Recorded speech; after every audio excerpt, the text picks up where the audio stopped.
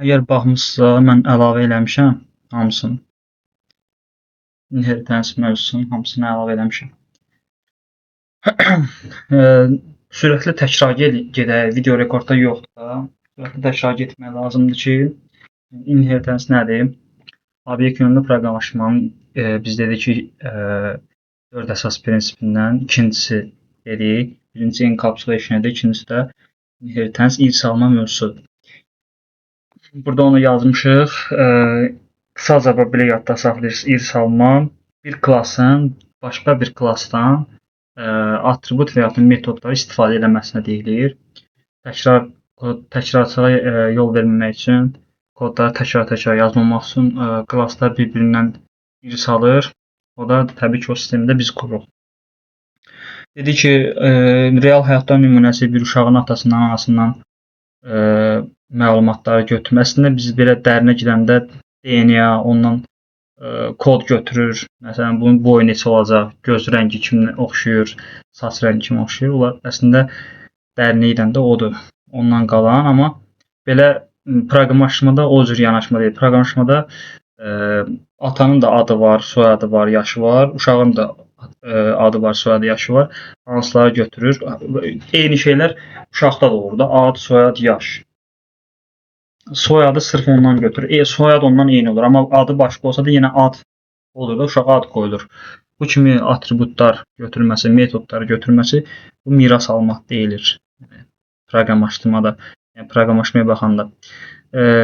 Eyni olanlar var və dedik ki, başqa olanlar var. Şirkət məsələn işçiləri olsun. Şirkət işçilərində hamısının məlumatları saxlanılır. Adı, yaşı, maaşı, stajı və s. Bunlar hamısında olur. Fərqli də olsa məlumatlar, amma yenə bu dəyişənlərdə saxlanılır da, belə deyək. Datalar saxlanılır. Buna görə də bunların hamısını təkrar yazmağa ehtiyac yoxdur.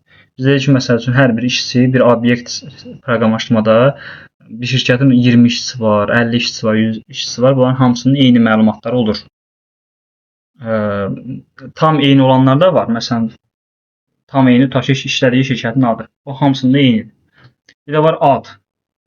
Adı saxlayır, amma hərəsində fərqli adlardır. Ad dəyişənin içərisində başqa adlardır. Amma yenə hamısında ad dəyişəni var, atributu var. Burada yenə dünən dediyimiz kimi student, teacher, manager, bunların hamısında name, age, phone, email varsa, bunların hər bir klassında, klassda, obyektdə yox, klassda bunlar hamısını ayrı-ayrı yazmağa ehtiyac yoxdur. Birində yazıb orisini irs alma eləyə bilərik. Inheritance mövzusundan istifadə eləyə bilərik. Gələk aşağı bir nümunələrdən baxaq. Parent nə idi? Sonra child nə idi? Parent bir klass, başqa bir klassların bir klassdan irs alması, bunun atributlarından istifadə eləməsi, metodlarından istifadə eləməsi həmin o klassa əsas klass deyilir. Fərqli adları var. Parent class, parent, base class kimi adları var. Əsas klass götürülür, çünki hamısı ondan götürür. Yəni digər klasslar. Fərqi yoxdur. İki klassdan biri o birisindən götürürsə, onun biri parentdir, biri childdir. Götürən olacaq child, götürülən, yəni məlumatı götürülən olacaq parent. Və burada uyğunluq olmalıdır. Əgər məsələn, da ki, ümumi heyvanlar yaradıq, dog, cat, bird, beard filan, bunlar hamısı animal klassından götürməlidir. Yəni, ona uyğun olaraq. İnsana aidsə, insan persondan götürüləcək. Bu uyğunluq olmalıdır. Aşağısında əslində əlavə eləmişəm, bunu görəcəksiniz. Parent nə saxlayır? Parent klassda ortaq atributlar, ortaq metodlar olur ki, ondan irs alanlar hamısı ondan istifadə edəcək. Və dəyişə bilər, hərəsinin üzrə məxsus ola bilər, amma ümumi olaraq hamısı ondan istifadə etməlidir. Biz dedik ki, show adlı bir metod, person adlı bir klassda varsa, bu metodu student, teacher, manager hamısı istifadə edə bilər, əgər onu parent kimi götürübsə. Child class dedik ki, bax, bu deyək ki, bax, burada bir klass var və ondan 3 klass istifadə edir. Yəni, belə deyək, irs alma istifadə edir və bu metodu istifadə edir. Hər birinə də bu metodu yazmırıq. Artıq irs aldığına görə bunlardan yaranan obyektlərdə də bu metodu çağıra bilərik. Avtomatik olaraq, çünki irs alır ondan. Ondan ona keçəcək. Bunlar da child classdır. Child classı təkrar deməyə ehtiyac yoxdur. Deməli, əsas klassdan törəyən klassların hamısı child klassı adlanacaq. Aşağı kimsə desən qoşulmaq istəyir. Yox. Init ilə inheritance nədir? Yenə eyni qaydada klass yaradanda yüksək ehtimalla bunun initi olur. Çünki avtomatik yaranan obyekt yarananda avtomatik işləyən koddur. Eyni qaydada inheritance-də də keçərlidir. Yəni yaradanda indi bu əslində məsələn burada sadə göstərmişəm bunu. İndi bunun public olması, protected, private olması artıq sizdən asılıdır. Sadəcə belə yenə eyni qaydada olur.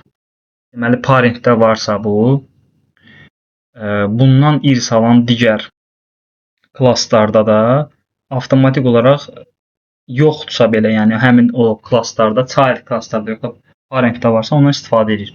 Bunu demişdim sizə ki, rahat başa düşmək üçün, bax məsələn animal klassında init var və name, onun adlandırması var. Name dəyişəni var, onun içinə məlumat göndəriləcək.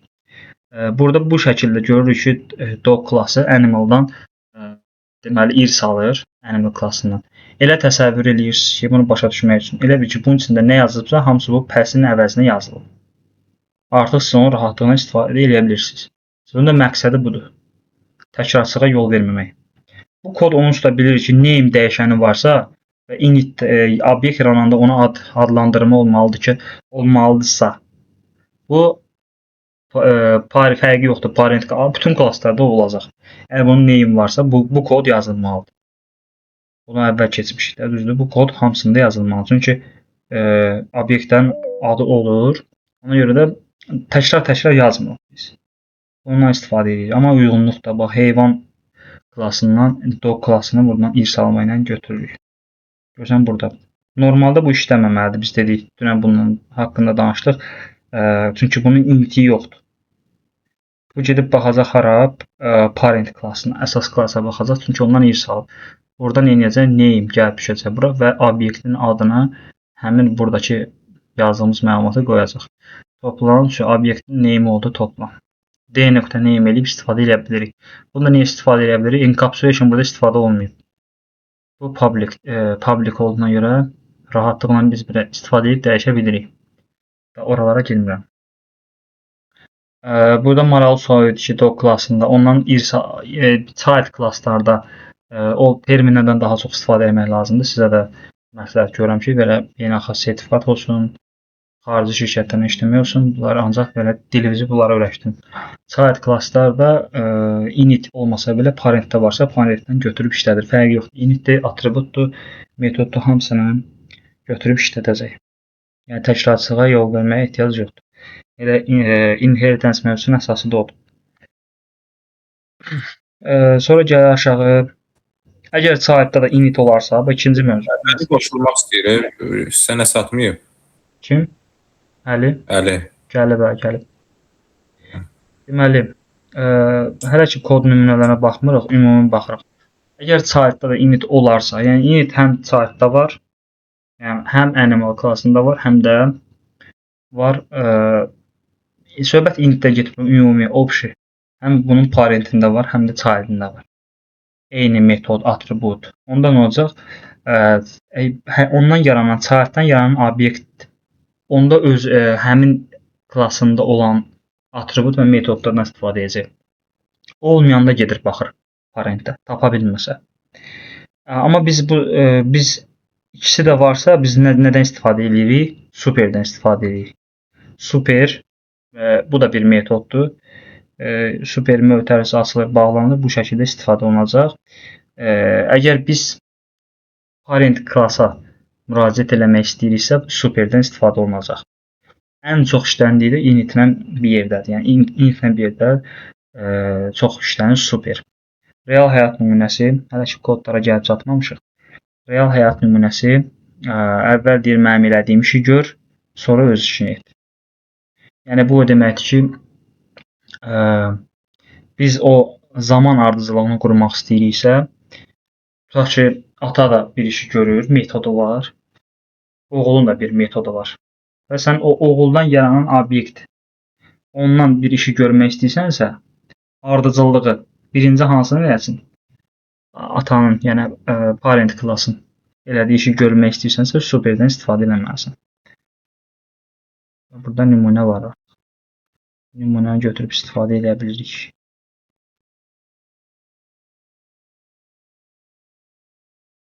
Bunu götürürəm.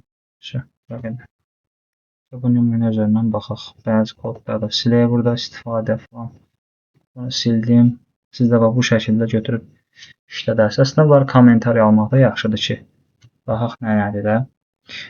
Person adlı yenə bir klassımızdır. Parent klass. Hələ parent olmanı bilmirik. Burada baxırıq ki, student ondan yaranan klassdır və ona irs alacaq. Deməli, onun içində də bu init olacaq. Eyni qaydada studentdə də, yəni child. Parent class, child class. Onun da içərisində init var və onun içində biraz fərqlidir. Baxırıq ki, name var, university var. Və super vasitəsilə biz nə deyirik? Init name. Yəni biz burada istifadə edirik. Bax, aşağıda nümunədə görəcəksiniz də. Save university, yəni onun universitetinin adını qoyacaqsan universitet. Onu bilirik onsuz da. Bir dənə bizə fərqli olan budur. Super.init. Bu bizim bax bu hissənin yazılışıdır elə bil ki. Və name. Gələk görə bu bizə hansı belə deyək, avantajı verəcək. S ümumi belə baxanda bu oldu child, bu da oldu parent, düzdür? Burada yaradılıb S student əli və budur, düzdür? Bu gələcək. Student hansıdır buna baxacaq. Hələ parent falan qoyuram kənara. Gələcək buna baxacaq. Və baxandan sonra nə etməlidir? 2 dənə atribut qəbul etməlidir. Name və university. İndi bunu kodu çalışdıraq. Bizə S name, S university. Bunun ikisi də burada normalda bax. İndi biz burada nəyi istifadə edirik? Child class istifadə edirik. Çünki onsuz da child class-da belədir. Düzdür, bu S name və də S university. İkisini də bundan yaranan obyektin istifadə elədik. Burada hələ ki bunun rolunu görə bilmirik. Çünki əslində burada bunu görmək çox çətin məsələdir. Çünki ikisi də initdir. İkisi də eynidir. Sadəcə bunun universitesi var. Ona görə bunun belə aradakı fərqi görmək çox çətindir. Burada sadəcə bu kod bizə yaddır. İndi biraz irəliləyən zamanlarda görəcəyik onun önəmini. İndi baxırıq, ikisini də istifadə elədik. İkisi də S obyektin adı və universiteti olacaq. Əli budur.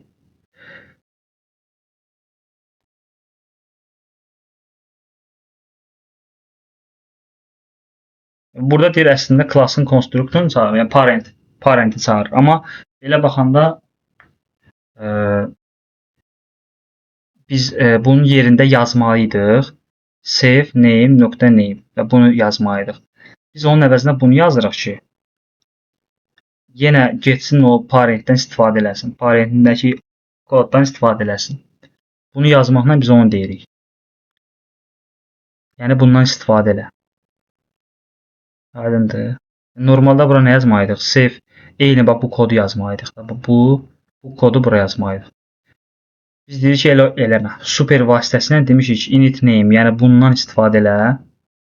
Orada necə işləyirsə, burada da elə işləsin. Artıq bunu ancaq hansını deyə bilərik? Child'a deyə bilərik, parentindən götürsün. Metodu götürür bu şəkildə. Burada qeyd eləmişəm. Bax. Bu normalda yenidən yazılmalıdır. Amma biz parentin konstruksiyonu, yəni metodunu, init metodunu çağırmaq istəyirsə bu kodu yazırıq. Kodu yazdığımızda avtomatik olaraq parentdən götürəcək. Bu məlumatları hələ ki qəbul edin, birazdan oturacaq və tapşırıqda da rahat işləyəcəksiniz. Amma başa düşmədiyiniz şey olsa soruşun. Normalda bax belə yazmalı olardıq.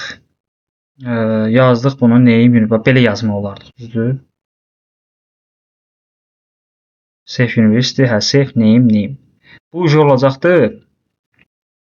Deməli, child class özünün adlandırmasından istifadə etsin. Amma bizə lazım deyil. Bizə lazımdır parentin metodundan istifadə etsin, init metodundan istifadə etsin. Ona görə super istifadə edirik. Super istifadə eləməsək, təzədən buna eyni şeyləri yazmalıyıq. Eyni klassların içərisində eyni şeyləri yazmalıyıq. Burada bizə nə üstünlük verəcək? Əgər indi bu init bunun qısadır da, düzdür? Init bu kodun initi qısadır. Bunu təzədən yazmaq, burada yaza bilərik ki, safe name bərabər name. Bu problem deyil. Amma biraz kod uzun olsa, problem yaradacaq. Burada da onu qeyd eləmişəm. Bax, konstruktor. Konstruktor deyəndə o init olan hissəni deyir. Bir əgər şey olsa, uzun olsa, böyük kod olsa, sən təkrar yazmağa olacaqsan və kod təkrarına səbəb olur. Həm vaxtın gedir, həm təkrarçılığa yol verirsən. Super təkcə init üçün deyil. Biz deyirik ki, daha çox initdən istifadə olunur, amma təkcə init üçün deyil. Bu əsas hissələrdir superlə bağlı. İstənilən parent metodunu çağıra bilərsən. Fərqi yoxdur. Məsələn, deyək ki, animalın it adlı bir metodu var. Və biz super it deyəndə ondan biz onu istifadə etmək üçün belə istifadə edirik. Yemək yeyir, düzdür? Biz burada nə demişik? Demişik ki, əgər elə bir ki, bura yazmışıq da, avtomatik olaraq eyni kodları bura yazmışıq. Bu it-i gətirib yazmışıq bura. Təbii ki, nəyə yazmışıq yenə? Çağrıda yazmışıq bunu. Valideyndən götürsün deyə. Burada bir məsələ də var idi.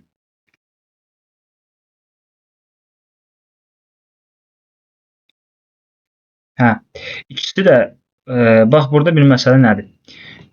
Buna nə ehtiyac var burada? Deyə bilərsiniz ki, onsuz da bax, bunun da it var. Bunun eyni şeyi, onsuz biz ondan miras almışıqsa, eyni metod onun da içində var. Amma ikisində də fərqli metod. Eyni adda fərqli metodlar var. Yəni içində başqa kodlar var. Bax, burada yemək yeyir. Düzdür? Burada isə yenə it var. Sümük yeyir var. Düzdür? Nə yediyi ilə bağlı da. Biz bunu yazmaqla demişik ki, birinci baş versin parentindəki valideynindəki it baş versin. Sonra bizim kodumuz. Bunu yazmaqla biz onu demişik. Deyə bilərsiniz, yaxşı, heç bunu yazmayaq, təkcə sümük yeyir olsun. Və sümük yeyir yazdıq. Bunda axı şeydə yemək yeyirdi. Hansını istifadə edəcək? Başa necə? Biz istəyirik ki, super vasitəsindən istəyirik ki, birinci parentindəkini istifadə elə. Bayaqları elə bu məsələni dedim. Deyir ki, ata oğluna deyir ki, birinci sən mənim elədiyimi elə, sonra özün bildiyi elə. Burada da eyni qaydadadır da, yəni.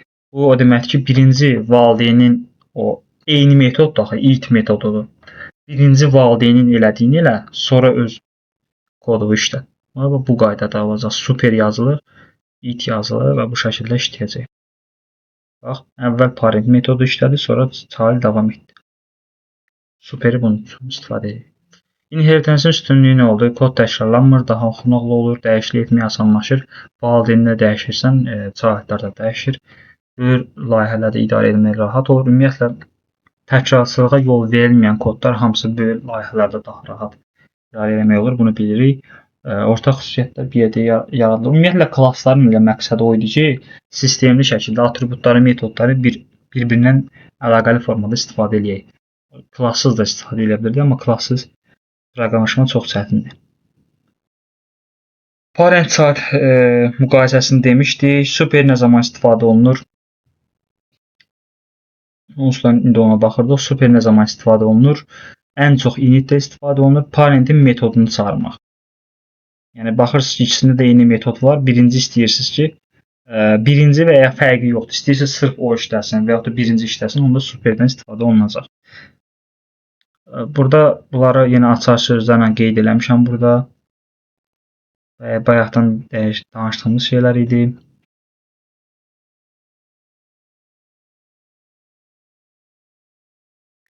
Advanced mövzusu. Advanced mövzusunda burada bunları danışmalıyıq. Override, is instance, is subclass, multiple, bir də method resolution. Birinci override-dan. Bu advanced mövzusunu niyə əlavə eləmişəm? Çünki klassları mən sizlə dərin keçməyə hədəfləmişəm deyə. Nə qədər sadələşdirsəm də, yenə də dərin. Sadə və dərin. Ona görə də advanced mövzuları bilmək lazımdır. Override parent klassdakı metodu child klassda yenidən yazmaqdır.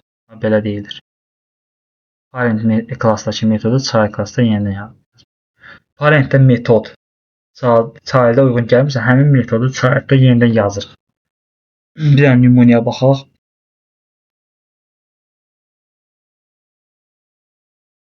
Bax, biz onsuz da bu nəyə görə istifadə olunur? Mən sizə dedim ki, klassda, məsələn, heyvan klassı var və ondan törəyən it, pişik, nə bilim, quş filan. Bunların hamısının hamısı səs çıxardır, amma hamısı fərqli-fərqli səslər çıxardır. Ona görə də eyni səsi çıxartmır. Hər biri öz səsi yazılmalıdır. Buna bax, sırf bu override. Eyni kodu, məsələn, deyirsən ki, işçilər, hamısının neyimi var. Amma hamısının neyimi fərqlidir. Bunların hamısının özünün adının fərqli olması, hamısının metodun olub, amma metodun fərqli davranması bu override. Burada görürsünüz, animal heyvan səs çıxarır, child'da isə dog'a uyğun bir səs var. D sound deyəndə fikir verin. İkisində də metod. Və super vasitəsindən sən deyə bilirsən, onu gətir, onu istifadə elə. İkisində də eyni metod var. Səs çıxartma, sound, səs. Amma istifadə eləyəndə D.sound, dog'dan yaranan, animal'dan yox. Animal baxmayaraq ki, animal'dan biz miras almışıq. Amma nə edir? Output'a nə gəlir? Hal düşür. Dog düşür. Ona görə də nəyə görə? Çünki birinci özünkünü istifadə edir. Özünkünü önə çəkir. Əsas. Özündə yoxdursa gedir. Valideyn axtarır. Əslində bu mövzuları biz ilk dərslərdən bəri ona oxşar şeylər keçmişik. Tam belə şey də olmasa burada keçmişik. Burada sual yenə onunla bağlıdır ki, niyə görə orada parentdə var idi, sound var idi. Niyə o işləmədi? Çünki birinci child'a bax. Sən child'a baxır deyəndə çox adam burada səhv edir. Elə bilir ki, tutaq ki, biz animal'dan bağlı bir obyekt yaradırıq və onun sound metodunu çağıranda gəlib buna baxmayacaq. Söhbət child klasslardan gedir, child class. Bununla bağlı yaranan bir fikir versin, bax, dog. Nə yaranıb? Bundan yaranıb. Bundan yaranıbsa birinci bunun üstünü tutacaq. Bunun atributuna, bunun metoduna baxacaq. Tapmayanda onun parentinə baxacaq, valideyninə baxacaq. Miras aldığı yerə baxacaq. Mən belə deyirəm də görsən tələbə deyir ki, bundan bağlı obyekt yaranır. Sound metodu çağırılır. Deyir ki, bəs niyə bu çıxmadı? Bununla nə əlaqəsi var? Obyekt bundan yaranıb. Onsuz da əsas parentdən yaranıb. Ona görə buradan bundan yaranan obyektdə bu metod işləyəcək. Hansından yaranıbsa o əsas onu götürür. Sonra valideyninə baxır. Ona görə də parent metodunu istifadə eləməyəcək bu vəziyyətdə. Hansı ardıcılığı axtarır? Birinci dog, onda yoxdursa animal, əvvəl child, tapsa dayandı, tapmazsa parent. Bu qaydada gedəcək. Burada analiz bir dənə də nümunə var. Override niyə istifadə olunur ümumiyyətlə? Çünki bütün child'lar eyni davranmır. Bəli, onsuz da belədir. Klassdır. Klassdan yaranan klasslar var, ondan miras alan klasslar var. Onların özünün də məlumatları fərqlidir. Eyni klass ola bilməz ki, eyni olanlar var, fərqli olanlar var. Özünün o davranışı, özünün atributu, özünün metodu. Bu metodun içərisində ad daşıması. Belə baxanda hamının adı var, amma birinin adı Elvindir, birinin adı eyni olanlardan danışmıram da, hər ki fərqli olanlardan danışıram. Birinin adı Əlidir, Könüldür, Fatimədir, Hüseyndir. Bunlar hamısı, amma hamımızın o ad məsələsidir də, hamımızda ad. Davranış fərqlidir. Adın içərisində fərqli məlumat var, amma hamımızda ad var. Bu məsələ görürsünüz real həyatda da belədir. Burada da override. Bu olmasa mümkün deyil, yəni. Onsuz da əsas prinsipi budur. Child klassların. Sonra burada nümunə var yenə. Override və super nədir? Biz parent metodunu tam silmək istəmirik. Fikir verin. Məsələn, override deyəndə child öz metodunu istifadə edir. Amma biz istəyirik ki, parentdən də istifadə eləyək, parentin metodundan da istifadə eləyək. Onda məcburuq nə istifadə eləyək? Superdən istifadə eləyək. Və burada yenə eyni nümunəni təkrar yazmışıq ki, daha belə başa düşəsiniz, biriniz qarışmasın. Yenə heyvan səs çıxardı, yenə itin səsi var. Sadəcə burada nə istifadə eləmişik? Bax, buna deyirlər, bu vəziyyət override və superin istifadəsidir bir yerdə. Nəyə əsasən deyirəm? Çünki bu super burada istifadə olunub ki, super.sound, yəni get valideynin sound metodunu istifadə elə. Bu oldu super metodu və burada da override hardan bilirəm? Çünki eyni metod yaradılıb, sound adlı metod yaradılıb child classda və onu başqa bir davranış, başqa bir kod yazılıb. Və biz istifadə edəndə d.sound deyəndə birinci gələcək. Çünki niyə birinci? Çünki bunu biz əvvəl yazmışıq, bunu sonra yazmışıq. Birinci istifadə edəcək valideynin metodu, sonra ikinci istifadə edəcək child'ın metodu. İkisi də istifadə olunacaq. Real layihələrdə çox istifadə olunur. Bununla bağlı bir sual var.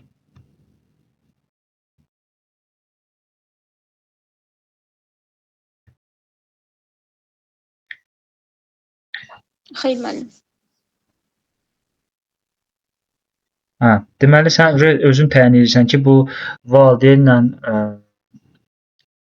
belə deyim, valideyn parentlə child klassların özlərinin eyni metodları var, eyni atributları var. Nə zaman getsin ondan götürsün, istifadə eləsin, nə zaman özünkünü istifadə etsin. Artıq bunları siz override ilə, super ilə təyin edə bilirsiniz. Is instance nədir? Build funksiyasıdır. Biz build funksiyalarını keçmişdik, məncə orada olmalı idi. Biz obyektin klassa aid olub-olmadığını yoxlamaq üçün bundan istifadə edirik. Məsəl üçün, bu kod vasitəsilə printdə burada bax, məsəl üçün, belə bunu göstərim də, class person, olsun ki, içi boşdur. Class yaradılıb. O classdan biz obyekt yaratmışıq, P obyektini. Bu şəkildə is instance bu kod vasitəsilə biz deyirik ki, P obyekti person klassından yaradılıb. Görürsünüz belə. Str-dən yaranmayıb burada. Bunu götürək denəm. True false-una baxaq.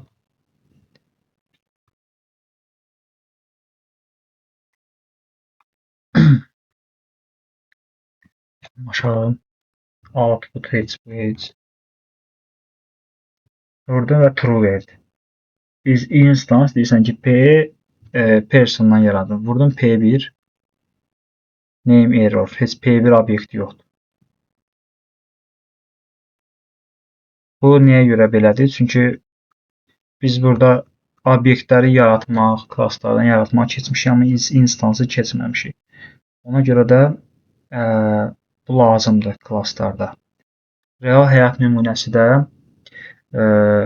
kart daxil olur. ATM-ə kart yoxlanılır. Əgər Visa kartsa davam eləyir, əks halda eləmir. Yəni bu obyekt. Məsələn, kartların hamısı, tutaq ki, belə götürək də, kartların fərqli növləri var. Biri Visa-dır, biri nə bilim nədir. Bu ATM bu Visa kartla davam eləməlidir. Yəni ondan yaradılıb bu kart. Yəni o Visa kartdan, Visa klassından yaradılıb yoxsa yox. O klassdan yaradılıbsa davam elə. Əks halda xeyr. Bizdə orada yoxlanılacaq, arxa planda yoxlanılır, backgroundunda bu kod işləyir. Print yox da, print biz üçündür. Is instant build funksiyası bizə həmin o daxil olan obyektin, bizə gələn obyektin həmin o klassdan yaranıb yaranmadığını yoxlayırıq. True versə, yəni bunu əslində if-in qarşısına atırıq da. If-in qarşısına atırıq. Deyirik ki, true-dursa davam elə.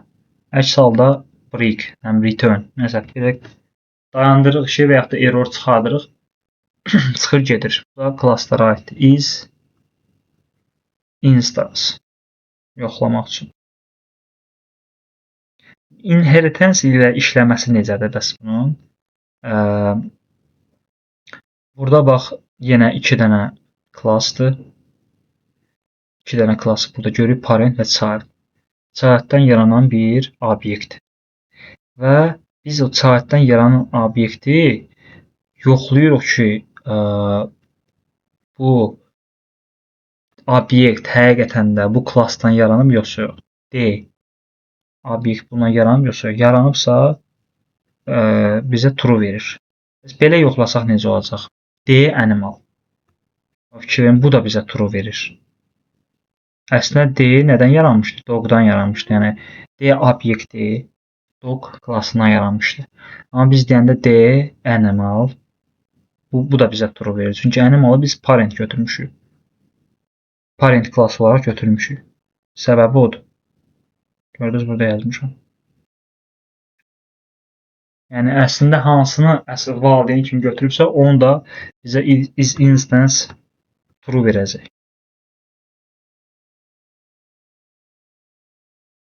Child obyekti deməli biz ümumiyyətlə çox vacib fikir budur ki, child obyekti parent hesab olunur. Yəni fərqi yoxdur. Childdən yaranan bütün obyektlər parenti də onun obyekti kimi hesab edir. Is subklassınadır. Bu dəfə biz obyekti yox, klassı yoxlamaq istəyirik. Biz instansı bildikdə deməli nəyi yoxlayırıq? Obyekti yoxlayırıq.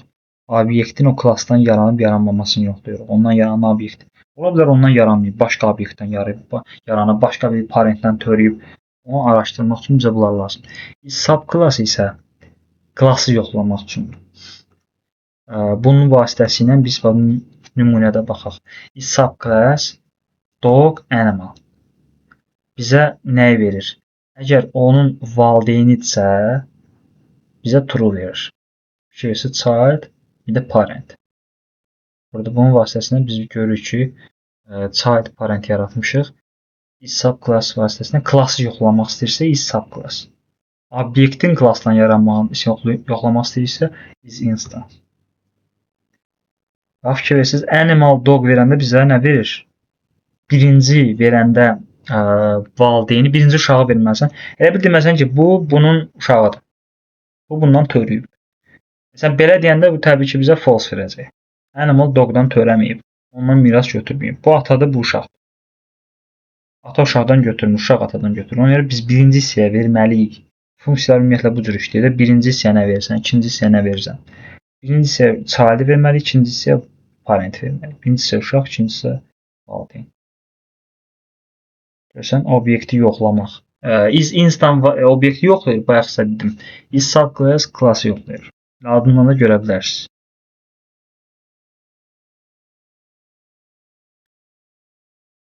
Biz indiyə qədər bəli, baxdıq ki, burada qeyd eləmişəm. İndiyə qədər qeyd eləmişəm ki, biz 5 klassın biri valideyni, bir parent. 5 dənə child class, bir dənə valideyn.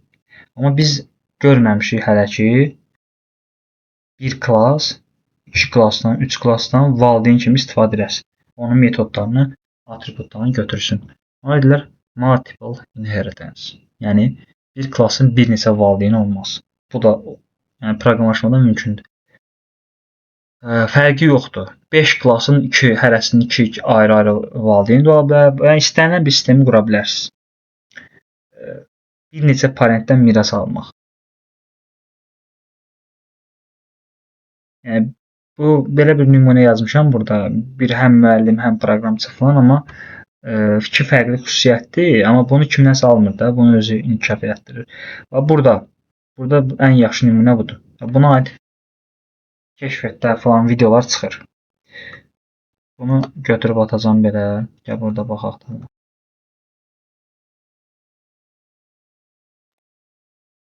Baxaq. Klass A və B. C klassı yaratmışıq burada. Onun AB-ni ondan nə götürmüşük? Əsas götürmüşük. Yəni miras alsın demişik. Prosta bunun içində heç nə yoxdur. Bunun içində heç nə yoxdur. Görə buna vaxtımız qalsa bunu baxarıq. Neyim? Məsələn, klass A neyim olsun? Bizə onu bir dənə götürək bura.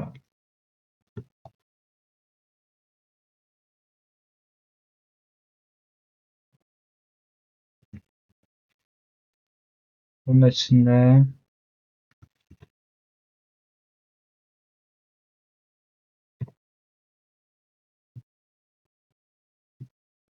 belə olsun. Üçündə neyim var? İndi ona qayıdacağam. İki parentdən istifadə eləyir. Məsələn, yerimək, düzdür, yerimək, üzmək və duck ördək yaratmışıq. Demişik ki, yerimək, üzmək bunlardan nə götür? Valideyn kimi istifadə elə. Onun atributlarını və metodlarını götür. Deməli, walk-da var. Swim də var duck-ın içərisində. Amma ikisi də fərqlidir də. Rahat, bu qarışıq deyil. Bu rahat istifadə edir. İki parentdən də xüsusiyyətini aldı. Niyə istifadə olunur? Obyekt fərqli xüsusiyyətlər lazımdırsa, o başqa klasslara valideyn kimi götürülməlidir. Multiple inheritance-in üstünlüyü nədir? Yenə kod təkrarını azaltmaqdır. Ancaq fırlanıb gəlirik ora. Məsələ odur. Bir klassın onsuz da bir klassın yox. Məsələn, 3 klassdır. Onun hərəsinin bir xüsusiyyətləri var. Və sən o xüsusiyyətləri bir klassda istifadə edirsən. O bir klassa child kimi istifadə edib o 3 klassın miras kimi ötürürsən də ona. Sadəcə mötərizədə yazırsan o klassların adını ki, o da rahat istifadə edə bilsin. Yazmasan istifadə edəməyəcək. Əgər iki parentdə eyni metod varsa, düzdür, indi biz atributu yaratmışıq. İki metod varsa, hansını istifadə edəcəyik? Biz burada baxdıq. Biri üzürdür, biri gəzirdi, biri yedir, biri qaçır. Bu da üzmək var bunun. Fərqli bir üzmə stili var. Bunun da üzmə stili var. Bəs üzmək deyəndə bunlardan yaranan obyekt swim deyəndə deyək. Məsələn, ikisində də swim var. Hansını icra edəcək? Bunu həll etmək üçün method resolution order var. MRO yazılır. Metodu hansı ardıcılığına axtarmaq. Bunun problemi həll etmək üçün method resolution order var. Bu da termində yadda saxlamaq lazımdır. Burada bizim yazdığımıza oxşar bir şey var. Class A, class B, içində test metodu və C var. Və biz ondan yarananda save test desək, hansından istifadə edəcəyik? Təbii ki, birincidən. Burada belə hər şey məntiqi qurulub da, belə deyək. Burada hansını birinci yazmışıqsa, birinci gedir ona baxır. Tapılmasa, keçir buna baxır. Hətta belə deyək də, bax, gəl bunu buza yazaq. Burada məsələn olsun nəsə. 3 dənə A yazaq, bərabərdir.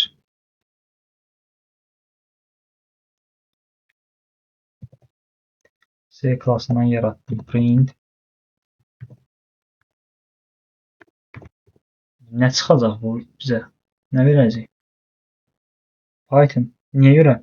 Çünki özündən yaranır. Bax, bunun özündə var. Bunun özündə olmasa, əsas çaşdırıcı səbəb vardı ya. Bunun özündə olmasa nə olacaq? Ona pəs yazmaq lazımdır ki, biz xəta almayaq.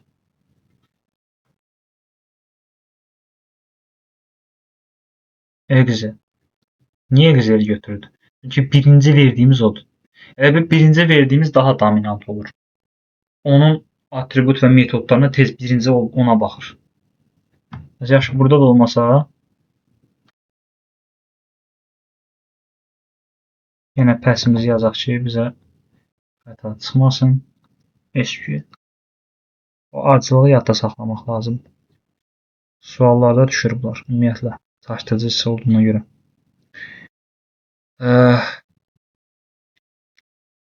Deməli, əvvəl özünə baxır. Burada düz yazmamışam. Çünki niyə? Çünki C-nin heç bir şeyi yoxdur. A-da var, B-də var. Əvvəl özünə baxır. Yoxdursa keçir A-ya baxır. Birinci yazdığımıza, sonra ikinci yazdığımıza baxır.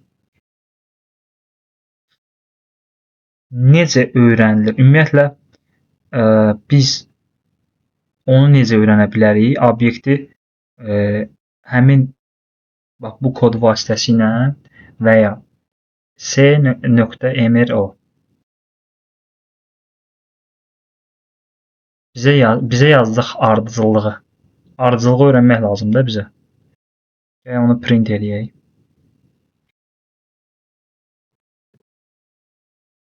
Bizə hansı obyektdir? Hansı obyektə baxmalıyıq? Obyektə yox, klasa baxaq. C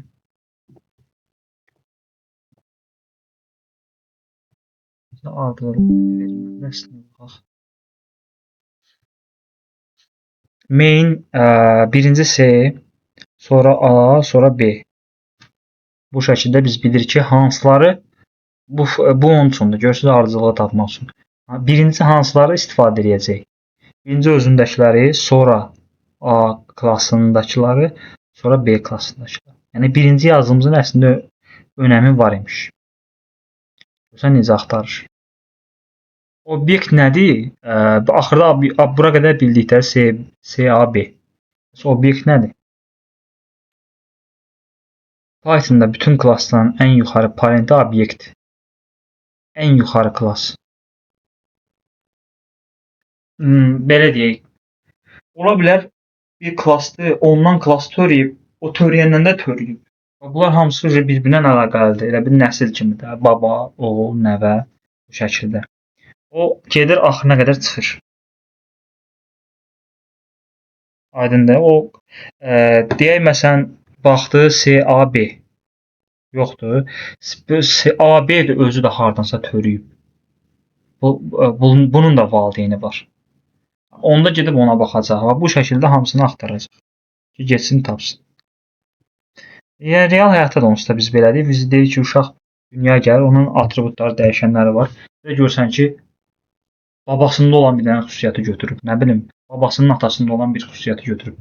DNA-da bu kodlaşdırılır da, hamısı gedir, oradan tapır, götürür. Bu da elə tapmadıqsa gedir. İndi biz o prosesi tam başa düşə bilmirik, insanın yaranması falan, amma yəni proqramlaşdırmada bu sistemi biz qururuq. Deyirsən ki, bir klass var. Klassda yaradırsan atribut metod. Başqa bir klassa bunu edirsən uşağa miras götürür bunun atribut metodu. Ondan da sonra bir dənə klass olur. O ikinci ortadakından sən miras götürürsən. Deməli bu series gəldi dayandı birinci yaratdığın klassa. Uje bunlar əlaqələndi. Yəni ona görə gəlib baxacaq ona da. Klassların ən yuxarı parenti, yəni hansı ki o klassdan o tərəfə onun valideyni yoxdur. Ən axırıncı valideyn odur. Hamısı ondan törəyə gedir. Ona deyirlər klassların ən yuxarı parenti. Bu uje obyekt klassdır. Obyekt klass. Yəni o valideyni olmayan klass var. Hamısı bir-birindən törəyir. Birinin valideyni yoxdur. Ən yuxarıda o dayanır. Ona deyirlər obyekt klass. Məsələn bizim indi yaratdığımızda əslində fərqi yoxdur. Bir parent, bir child varsa, o elə onun özünün valideyni olmadığına görə olacaq o nədir? Olacaq ən yuxarı parent. Ona görə də heç kimdən irsi almır, heç kimə bənzəmir. Hamısı özündən yaranır. Niyə görə vacibdir MRO? Qısaca deyək də. 2 parentdə, fərqi yoxdur, 3 parentdə, 4 parentdə hamısında eyni metod varsa, sən ona əsasən bunun vasitəsilə biləcəksən ki, birinci hansını seçsə yaxşıdır, ikinci hansına baxsa yaxşıdır, üçüncü hansına bu şəkildə ardıcılığı yazırsan.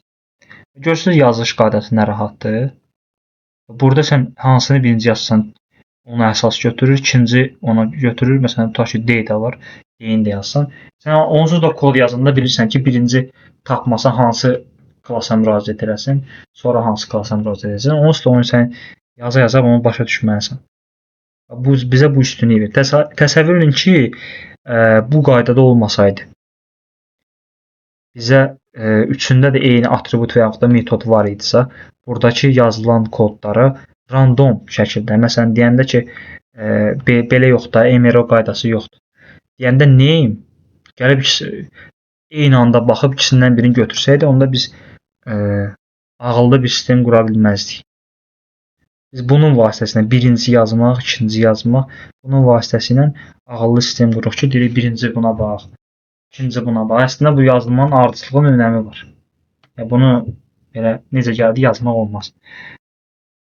Yəni ağıllı şəkildə, şuurlu şəkildə eləməlisən. Deməli nə oldu? Override parent metodunu dəyişir. Super isə parent metodunu çağırır. Bunu yadda saxlamaq lazımdır. Override yeni davranış yaratmaq, yəni hərənin özünə məxsus davranışdır. Super isə köhnə davranışı qoruyur. Yəni valideynin o atribut və ya metodunu istifadə edəndə onu deyirsən ki, onu da istifadə elə. Super vasitəsilə onu qoruyur. IsInstance is subclass nə oldu? IsInstance obyekti yoxlamaq, is subclass klassı yoxlamaq. İkisi də true false qaytarır bu arada. Single və multiple inheritance. Bu yəni bunlar hamısı müsahibə suallarıdır. Bunlar hamısı beynəlxalq imtahanda düşə biləcək suallardır. Çünki çaşdırıcı şeylərdir. Çaşdırıcı və çox işlənən real proyektlərdə olan şeylərdir.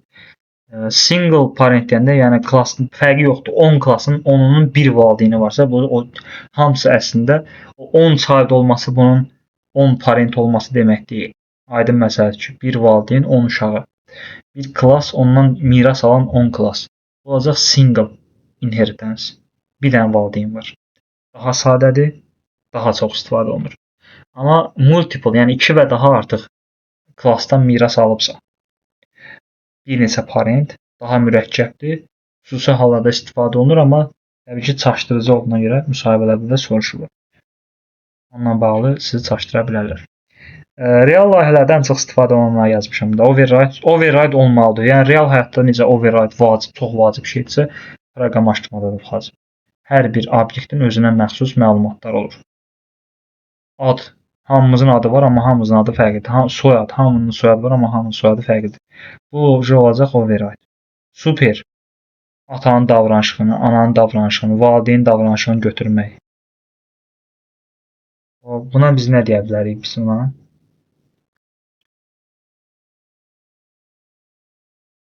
Buna əslində real həyatda məsələn travma çox oxşayır. Bir də görsən ki, valideynin hansısa bir xüsusiyyətini uşaq refleks olaraq eləyir də, özünün də xəbəri olmadan. Birinci onun reaksiyasını verir, sonra öz reaksiyasını verir. Yəni körpəkdən görür deyə, şuur altı qalır deyə real həyatda elə olur. Amma şeydə proqramlaşdırmada onu sən ağıllı sistem kimi qurursan. Deyirsən ki, bax, birinci valideyndəki kodu icra elə, sonra sən öz metodundan istifadə elə. IsInstance, burada ən çox mən vurğulamışam bunları. Ən çox lazım olanlar real layihədə IsInstance da çox lazımdır. Çünki obyektin görürsən adicə ATM-də kartın yoxlanması, o kart həqiqətən də o an obyektindən, klassından yaranıb yoxsa o obyekt. O yoxlanılıb davam edir. Ona görə də bu da vacib mövzudur. Bunu daha az vacib, yəni real layihədə az istifadə olunaraq yazmışam. Çünki bax ümumiyyətlə multiple inheritance-də daha çox məsələn istifadə olunan single inheritance, yəni bir neçə klassın bir klassdan miras alınması ən çox istifadə olunandır. Burada yenə sözlərlə yazmışam, hansı nə işi görür. Eyni təkrar yazmışam ki, yaddan çıxmasın. Burada bir dənə qaldı inheritance in real projects. Bunu oxuyursunuz. Eyni şeylərin fərqli baxış açısından, yanaşmalarla, nümunələrlə və qaydalarla göstərilməsidir burada. Bunu sadəcə oxumaq lazımdır. Biraz da praktika eləmək lazımdır. Tapşırıqda var burada. Burada nümunələr, qaydalar yazmışam. Yenə əslində mənim bu 50 dəqiqədə dərs getdi. 50 dəqiqə ərzində dediyim hər bir şeyə fikir veribsə, eyni şeylər burada hamısı var yine. Inheritance istifadə eləsək nə olacaq? Nə vaxt, necə istifadə eləməliyik? Falan bəsməkan. Bunlar hamısı real proyektlərdə necə lazımdır? Bunlar hamısını yazmışam. Nəzəriyyə hissəsi. Birinci hansını istifadə edir, ikinci hansını istifadə edir. Əsasən mən çox internetdə gördüyüm belə tipli şeylərdir. Çaşdırmaq üçün. Yəni, çaşdırmaq üçün MRO qaydası da, yəni birinci hansını götürəcək, hansına baxacaq. Bir klassın bir neçə valideyni var, hansından birinci götürür. Bu kimi şeylərdir yəni. Real proyektlərdə necə istifadə edilməsiniz, onu da burada yazmışam hamısını.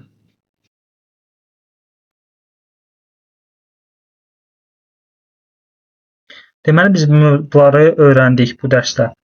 Inheritance, parent, child, init onsuz da bildirik. Prosta parentdə və childdə olanda necə istifadə olunur, super vasitəsilə necə istifadə edirik. Override mövzusu həm mən çox xoşlayıram, həm çox lazımlı mövzudur. Çox real proyektlərdə çox istifadə olunur. Is instance, is subclass. Bunların fərqinə baxdıq, obyekt klassı yoxlayan. Bunlar hamısı təbii ki, inheritance mövzusuna aiddir. Multiple inheritance və single inheritance. Bir də ML hansı ardıcılıqla axtardığını müəyyənlədir. Başqa da ki, bunun əsas məqsədi nə oldu? Yenə təkrarçılığa bizim ilk dərslərimizin mövzusu təkrar kod yazmaq olmaz. Kodu daha qısa olmalıdır, daha sadə olmalıdır. Eyni şeyləri təkrar yazmaq olmaz. Funksiyada biz bilirik ki, funksiya ümumiyyətlə təkrarçılığa azaltmaq üçün idi. Amma sən klassları yaradırsan və klassların içərisində eyni atributlar, eyni metodlar yazırsan, hərəsində fərqli davranışlar olsa da, yenə də eyni kodları yazsan da save name bərabər name. Bunu 50 dəfə 50 dənə klassın içərisində yazsan, bu olmaz. Bunu bir dənə klassa yaradıb miras vermək lazımdır o birisi klassları. Çalışmaq lazımdır, yəni gözəl bir sistem qurasan. Sən bilirsən ki, məsələn 5 dənə klassın var, onların hamısında name var, age var, nə bilim soyadı var, nə var. Bunların hamısını bir klassda yaradıb bunu miras versən ki, təsəvvür edin öz məsələn 10 sətr koddur, sən bunu 10 dənə klassın içində yazsan. 100 sətr sən artıq şeylərin, yəni 100 sətrin 90 sətrini ixtisar edə bilərsən. Ümumiyyətlə gözəl kodlar oldu ki, belə şeylər düşünülsün. Düşünülməsələr, məsələn, başqası 2000 sətr yazır, sən düşünürsən, onu 1500 edirsən. 2000 sətrin üzərində işləmək də çətindir, onu düzəltmək də çətindir. Yəni, müasir dövrdə yəni, inheritance çox vacib mövzudur ona görə. Çünki o işə baxır da, yəni, qısaldır, sadələşdirir, sistemli şəkildə idarə edir. Valideyndə dəyişirsən, childdə dəyişir, parent dəyişirsən, child dəyişir. Bu şəkildə. Çətin mövzu deyil. Məlumatları biraz var. Oxuyub tapşırıq işləmək lazımdır. Başqa heç. Videonu dayandırıram. Sualınız varsa buyurun.